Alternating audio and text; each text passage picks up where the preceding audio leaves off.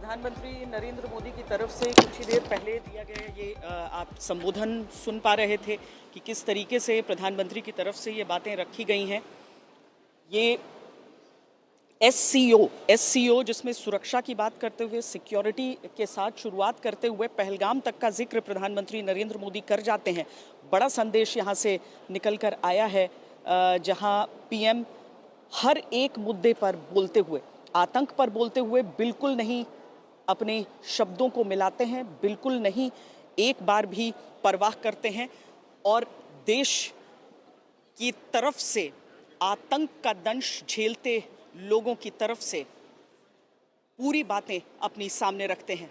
Security, connectivity और opportunity, यानी कि सुरक्षा, कनेक्टिविटी और अवसर, तीन चीज़ों के बारे में प्रधानमंत्री ने कुल मिलाकर बात की है यहाँ से, जिसमें आतंकवाद, अलगाववाद, अतिवाद से लड़ाई की बात की है, भारत के नेतृत्व की एससीओ रैट्स और अलकायदा के हिसाब से बात की है, कनेक्टिविटी में चाबहार पोर्ट से लेकर उत्तर दक्षिण कॉरिडोर, संप्रभुता का सम्मान आवश्यक है। ये बड़ी बात प्रधानमंत्री नरेंद्र मोदी की तरफ से कही गई है।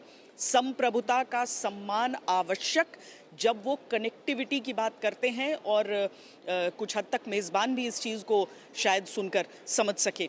अपॉर्चुनिटी की जब बात करते हैं तो वो दुनिया को आमंत्रण देते हैं, निमंत्रण देते हैं भारत आने का। यहाँ के स्टार्टअप्स, पारंपरिक चिकित्सा, युवा सशक्तिकरण, डिजिटल समावेशन, बौद्ध विरासत, सब की बात करते हुए।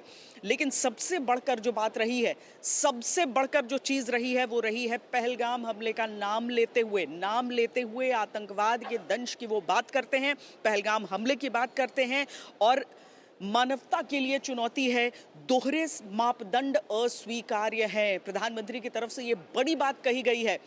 एससीओ की बैठक में प्रधानमंत्री ने जब ये संबोधन किया है, अभी आप देखेंगे इस समय व्लादिमीर पुतिन का संबोधन चल रहा है, शहबाज शरीफ की तरफ से क्या क्या कहा गया है, क्योंकि वो प्रधानमंत्री नरेंद्र मोदी के बाद बोले। क्या पहलगाम को लेकर कोई जिक्र है, आतंक को लेकर कोई जिक्र है, वो हम कुछ ही देर में आपसे साझा करेंगे। लेकिन प्रधानमंत्री ने जो कहा है, शब्द बिल्कुल भी नहीं उन्होंने कोई मिलावट की है, सीधे सीधे खरी खरी बातें यहाँ से सुनाई हैं। भारत के विकास, एससीओ के विकास, ग्लोबल साउथ, ये सारी बातें कहते हुए, लेकिन सबसे बढ़कर जो बातें कही हैं वो कही हैं आतंकवाद को लेकर। थोड़ी देर में व्लादिमीर पुतिन से भी प्रधानमंत्री नरेंद्र मोदी की मुलाकात होनी है, लगभग 40 मिनट की ये भी मुलाकात है, जिसके बाद प्रधानमंत्री प्रस्थान कर जाएंगे वापस भारत की ओर। प्रणय उपाध्याय हमारे साथ हैं। प्रणय, बहुत खुलकर प्रधानमंत्री ने सारी बातें की हैं। अब सबसे बड़ी बात तो ये कि शहबाज शरीफ सामने बैठे हुए हैं, उसी मंच का हिस्सा हैं और पहलगाम हमले को लेकर दोहरे मापदंड स्वीकार नहीं है, ये पीएम ने कहा। बिल्कुल श्वेता, और अगर आप देखें प्रधानमंत्री के पूरे भाषण के अंदर तो करीब 9 बार टेरर या आतंकवाद शब्द का जिक्र आया है। ये निश्चित रूप से बताता है कि किस तरीके से भारत इस विषय को प्राथमिकता देता है। साथ ही अंतर्राष्ट्रीय मंच के ऊपर जहां दुनिया के इतने सारे देश सामने बैठे हों और खासतौर पर पाकिस्तान के प्रधानमंत्री बैठे हों, वहां पर उस समय प्रधानमंत्री का यह कहना निश्चित रूप से ये बताता है कि भारत की न केवल प्राथमिकता है बल्कि ये एक रेड लाइन है, जिस पर हम कहते हैं जो जीरो टॉलरेंस की पॉलिसी है भारत की, भारत इस मामले पर समझौता नहीं कर सकता है। ये यहां से स्पष्ट होता है। लेकिन प्रधानमंत्री का पूरा भाषण, यदि पूरा संबोधन यदि आप देखें तो उस भाषण के अंदर आपको केवल आतंकवाद का मुद्दा नहीं दिखेगा। एससीओ को लेकर हमारी परिकल्पना क्या है, हम एससीओ को किस तरीके से देखते हैं, जहां पर सिक्योरिटी, चूंकि सिक्योरिटी केवल भारत के नजरिए से नहीं, भारत तो 2017 में इसका सदस्य बना श्वेता, लेकिन मूलभूत रूप से 2001 के अंदर जब इस संगठन की नींव रखी गई थी तब भी सिक्योरिटी एक अहम एस्पेक्ट था, एक अहम पहलू था इस संगठन का। तो प्रधानमंत्री ने कहा कि एससीओ यानी सिक्योरिटी, कनेक्टिविटी एंड अपॉर्चुनिटी, ये भारत का दृष्टिकोण है इस एससीओ को लेकर।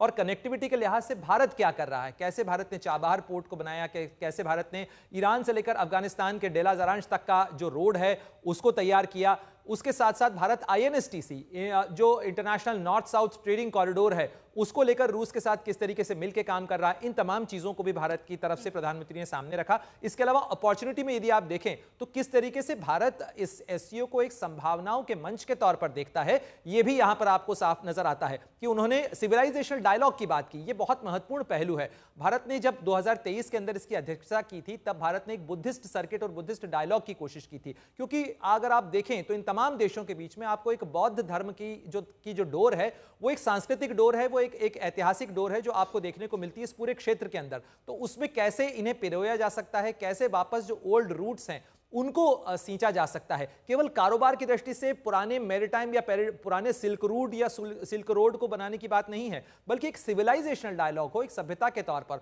और खासतौर पर चीन की जमीन से उनका यह कहना ये बताता है श्वेता कि जो चीन कहता है कि हम दो सबसे पुरानी सभ्यताएं हैं, तो सभ्यताओं के बीच में संवाद होना चाहिए, सभ्यताओं के बीच में जो है विवादों को सुलझाने का मैकेनिज्म होना चाहिए। ये भी बड़ा संदेश वहां से आपको प्रधानमंत्री के भाषण में नजर आता है। लेकिन अगर प्रणय, अगर वो कनेक्टिविटी पर ये कहते हैं कि संप्रभुता का उल्लंघन अस्वीकार्य है, तो ये किसके लिए है संदेश?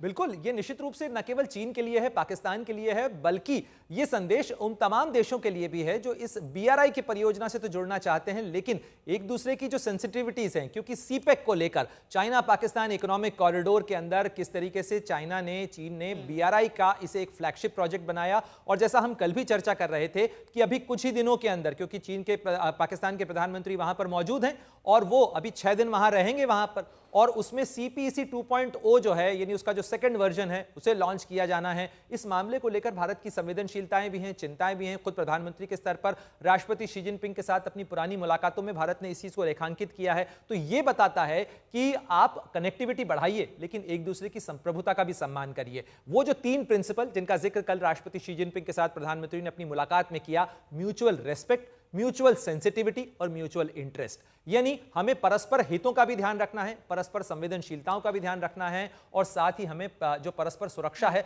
उसका भी ध्यान रखना है। तो ये जो 3 चीजें हैं, ये एक तरीके से भारत ने कॉन्टूर्स तय कर दिए हैं, आप उन्हें पैरामीटर्स कह सकते हैं कि ये भारत की अप्रोच के पैरामीटर्स हैं। भारत इसी तरीके से चाहता है कि चाहे 2 बड़े देशों के बीच का संवाद हो, चाहे किसी छोटे देश के साथ में संवाद हो, यहां आकार मैटर नहीं करता है। कुल मिलाकर प्रणय, यही हम कह सकते हैं कि चाहे चीन की बात हो या पाकिस्तान की बात हो, भारत ने बिल्कुल भी अपने शब्दों में कोई घालमेल नहीं किया है, सीधी सीधी हर बात रख दी है। केवल आतंकवाद शब्द नहीं, बल्कि पहलगाम का जिक्र करते हुए आतंक पर दोहरे मापदंड नहीं चलेंगे, प्रधानमंत्री ने कहा है। हम सुनाते हैं आपको फिर से वो हिस्सा।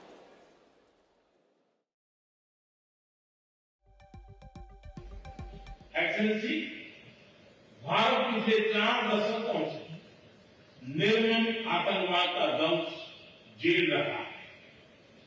कितनी ही माताओं ने अपने बच्चे खोए और कितने बच्चे अनाथ हुए। हाल ही में हमने पहलगाम में टेररिज्म का बहुत ही घिनौना रूप देखा। इस दुख की घड़ी में जो मित्र देश हमारे साथ खड़े रहे, मैं उनका आभार व्यक्त करता हूं। यह हमला केवल भारत की अंतरात्मा पर ही आघात नहीं, यह मानवता में विश्वास रखने वाले हर देश, हर व्यक्ति को खुली चुनौती थी। ऐसे में प्रश्न उठना स्वाभाविक है, क्या कुछ देशों द्वारा आतंकवाद का खुलेआम समर्थन हमें स्वीकार्य हो सकता है? एक्सेलेंसी, हमें स्पष्ट रूप से और एक स्वर में कहना होगा कि आतंकवाद पर कोई भी डबल स्टैंडर्ड स्वीकार्य नहीं हुई।